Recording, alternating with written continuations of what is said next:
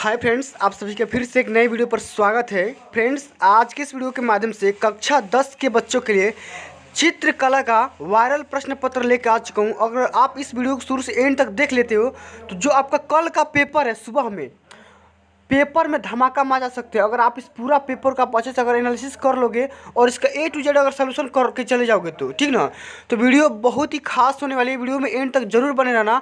अगर आप इस चैनल पर नए हैं तो चैनल को सब्सक्राइब और वीडियो को एक बार लाइक जरूर कर देना। चलिए आज की इस वीडियो को बिना किसी देरी की स्टार्ट करते हैं। सबसे पहले यहाँ पे करना क्या होगा, आपका यहाँ पे जो भी आपका पेपर मिलेगा, पेपर में अपना नाम और यहाँ पे पेपर में अपना रोल नंबर लिख देना होता है। उसके बाद जो आपका पेपर मिलता है 3 घंटे 15 मिनट का पेपर मिलता है और आपका 70 नंबर का पेपर होता है और 30 नंबर आपके स्कूल से आपके खाते में डाल दिए जाएंगे आपके बिना पूछे, ठीक ना। चलिए यहाँ पे कुछ दिशा निर्देश दिए गए होते हैं जिन्हें आपको पढ़ कर ध्यानपूर्वक यहाँ पे क्वेश्चन को करना होता है। सबसे पहले हम क्वेश्चन को हल करेंगे।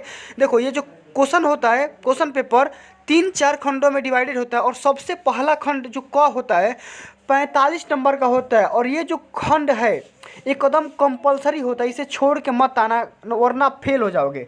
क्या? फेल, डायरेक्ट फेल, फिर दोबारा पढ़ना पड़ जाएगा। समझ रहे हैं बातों को? तो करना क्या है, इस चीज़ को समझना है, कोई बड़का तीर नहीं है, आसानी से समझ जाओगे। देखो कैसे तरीके से। सबसे पहले क्वेश्चन को समझो। ये कल के पेपर में गारंटी है कि 101% गारंटी है कि सेम टू सेम यही वाला क्वेश्चन आएगा, सेम टू सेम। अगर एक बार पढ़ लो 101% गारंटी है, ठीक ना। चलो क्वेश्चन क्या बोला जा रहा है कि 20 सेंटीमीटर इंटू 15 सेंटीमीटर के एक आयत में नदी के किनारे बसे गांव की प्रातःकालीन सूर्योदय की शोभा का दृश्य चित्रण कीजिए और चित्रण में प्राकृतिक दृश्यावली के साथ नदी, मैदान, पेड़ पौधे, पशु पक्षी, घर झोपड़ी तथा मानव की आकृति समायोजित करिए और चित्रण में जल रंग अथवा पोस्टर रंग भरकर पूर्ण कीजिए। निम्नलिखित में चित्रण में निम्नलिखित बिंदुओं पर ध्यान दीजिए। कौन कौन से बिंदु है? दृश्य चित्रण तथा परिक्षेप्य, संयोजन, रंग योजना, सामान्य प्रभाव। तो देखो इसका फिगर कैसे बनाओगे, तो चलो मैं आप सबको दिखाता हूँ कि किस तरीके से इसका पेपर में आपको इसका फिगर बनाना है। तो यहाँ पे देख पा रहे हो साइड में यहाँ पे कि इसी तरीके से मैं तरह तरह का यहाँ पे फिगर आप सभी को दिखा दे रहा हूँ, ठीक ना। इन सभी तरह तरह के फिगर को देखकर आप आशा यहाँ पे अनुमान लगा लो कि किस तरीके से आपको रूल और स्केच के माध्यम से इसको बनाना है और उसका रंग जलमन करना है, ठीक ना। समझ गए इस चीज़ को? अगर आप इस चीज़ को इस तरीके से हल कर देते हो, बना देते हो फिगर, तो आपका 45 नंबर यानी आसानी से आपको मिल जाएगा। समझ गए बात को? इस तरीके से फिगर को नीट, क्लीन और स्वच्छ, साफ सुथरा एकदम बनाना है, तभी आपका एग्जामिनर 45 में 45 नंबर देगा। और इन सभी चारों बिंदुओं पे आपको बहुत ही अच्छे ढंग से ध्यान रखना है। समझ गए ना बातों को? चलिए अब अगला क्वेश्चन क्या बोला जा रहा है, चलिए उसको भी ध्यानपूर्वक समझते हैं। चलिए अगला क्वेश्चन जो कि आपका खंड ख होगा और स्मृति चित्रण होगा, जो कि आपका 25 नंबर का होगा, ठीक ना। ये जो क्वेश्चन होगा कितने नंबर का होगा? तो 25 नंबर का होगा। समझ रहे बात को? तो इस क्वेश्चन को करना क्या है, ध्यानपूर्वक सोचना है, समझना है, उसके बाद कलम पेंसिल उठाना है।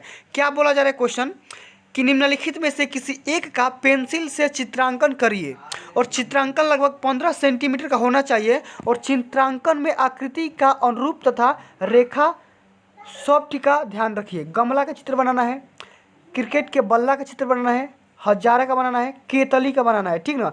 इन सभी चारों को क्या करना, फिगर बनाना है। और फिगर बनाते समय आपको याद होना चाहिए कि 15 सेंटीमीटर की इसकी लंबाई चौड़ाई होनी चाहिए। समझ गए ना बातों को? तो गमला, क्रिकेट का बल्ला, हजारा, केतली, आप आसानी से इसे इसका स्केचन कर सकते हैं। चलिए अगला क्वेश्चन जो कि 2 नंबर क्वेश्चन है कि निम्नलिखित में से किसी एक का पेंसिल से चित्रांकन करिए और चित्रांकन लगभग 15 सेंटीमीटर का होना चाहिए और इसमें आपको अनार का, केला का, मूली का, काशी फल का चित्र बनाना है। समझ गए बातों को? अनार का, केला का, मूली का, काशी फल का आप आसानी से बना सकते हो।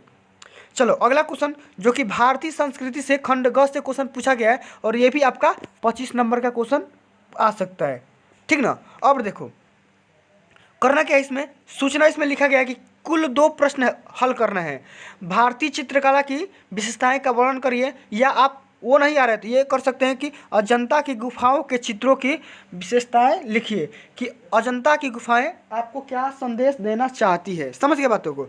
चलिए अगला क्वेश्चन ये है कि निम्नलिखित प्रश्नों के दिए गए 4 वैकल्पिक उत्तरों में से किन्हीं एक उत्तर को सही चुनकर अपने उत्तर पुस्तिका में लिखिए। देखो ये वाला क्वेश्चन, किस काल के चित्रों का विषय था, आलोकन में किसका महत्व सबसे अधिक था, बाघ की गुफाओं की संख्या कितनी है, ये आपको बताना है। तो सभी को क्या करना है, आप सभी को तैयार कर लेना है, ठीक ना, तैयार करना। या आप ये कर सकते हैं आलेखन से कि 16 सेंटीमीटर व्यास की एक वृत्त की एक आकर्षक आलेखन हेतु एक पूर्ण मौलिक इकाई की रचना करिए जो कि भारतीय पुष्प, कली एवं पत्ती पर आधारित होना चाहिए। एक फूल का निर्माण करना है। समझ गए बातों को। आलेखन कपड़े की चादर पर छपाई के लिए उपयुक्त हो, ट्रेसिंग वर्जित हो। आलेखन में कम से कम 3 अपारदर्शी जल रंगों का प्रयोग करना चाहिए। और यहाँ पे आगे बताया जा रहा है कि इनमें सभी बातों का ध्यान में रखकर आपको बनाना है। मौलिकता, संयोजन, उत्तम रंग संगति और सामान्य प्रभाव एवं आकर्षक, ठीक ना। या आप ये भी कर सकते हैं कि ज्यामितीय कला, ठीक। अगर वो नहीं आ रहा है, 2 ऑप्शन नहीं आ रहा है तो इसको कर सकते हो कि 3 प्रश्नों का हल करना है। सबसे पहला प्रश्न यहाँ पे देखो, कोई 3 प्रश्न को हल कर दो। निर्दिष्ट, देखो सबसे पहले यहाँ पे अ वाला को देखते हैं क्या पूछा गया है कि 4 सेंटीमीटर त्रिज्या के वृत्त के बाहर एक बिंदु ब से, जो कि वृत्त के केंद्र अ से 7 सेंटीमीटर दूरी पर एक स्पर्श रेखा खींचिए जो वृत्त की परिधि को स्पर्श करता है। इस तरीके से खींच देना है, ठीक ना। समझ में आ गया। अगला क्वेश्चन कि 4 सेंटीमीटर की एक वर्ग बनाकर इसके भीतर बड़े से बड़ा एक अर्धवृत्त खींचिए। 4 सेंटीमीटर का एक वर्ग खींचिए इस तरह का। इसकी डायमेंशन क्या होनी चाहिए, 4 सेंटीमीटर। और इसके बीच एक बड़ा सा बड़ा क्या करना है, एक अर्धवृत्त खींचना है इस तरीके का, अर्धवृत्त इस तरीके का। समझ गए। चलो अगला क्वेश्चन 15 नंबर का यही है। कुछ नहीं है, काला मतलब कि कुछ नहीं। एक समांतर चतुर्भुज अ ब स द, जिनमें अ का मान 3 सेंटीमीटर, अ द का मान 6 सेंटीमीटर और इनमें संलग्न भुजाएं के मध्य कोण 45 डिग्री और इसके समांतर चतुर्भुज के क्षेत्रफलों के बराबर एक आयत की रचना करिए। देखो एक समांतर चतुर्भुज यहाँ पे बनाना है। इसकी भुजाएं अ ब स द है। अ ब का मान 3 है और इसका मान है कितना, 6 है। समझ गए। करना क्या, इसके 2 भुजाओं के बीच का कोण कितना है, 45 डिग्री। इसी तरीके से आपको बना देना है, आसान है, कोई दिक्कत ही नहीं है। एक मापनी का निरूपक भिन्न 1/500 है। इस मापनी की रचना करिए जिस पर केवल डेसीमीटर पढ़े जा सके। इस मापनी पर 285 मीटर की दूरी डेसीमीटर की दूरी को भी प्रदर्शित करना है, ठीक ना।